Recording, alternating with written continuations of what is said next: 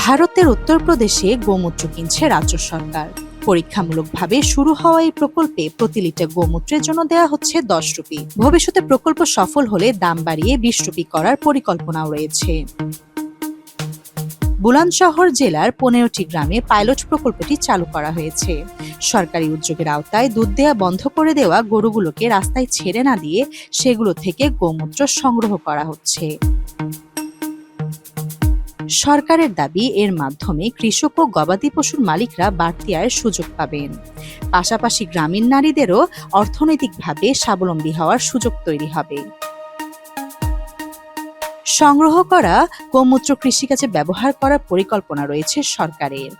কর্মকর্তাদের মতে এর মাধ্যমে কৃষিতে রাসায়নিক উপকরণের ব্যবহার কমানোর পাশাপাশি জৈব কৃষিকে উৎসাহিত করা সম্ভব হবে। বর্তমানে প্রতিদিন প্রায় 500 লিটার গোমূত্র সংগ্রহ করা হচ্ছে। এজন্য বিভিন্ন এলাকায় 200 লিটার ধারণ ক্ষমতার ট্যাঙ্ক স্থাপন করা হয়েছে। তবে প্রকল্পটি নিয়ে রাজনৈতিক বিতর্কও শুরু হয়েছে। বিরোধী সমাজবাদী পার্টি এই উদ্যোগের সমালোচনা করেছেন। তাদের অভিযোগ, এতে সরকারি অর্থের অপচয় হতে পারে।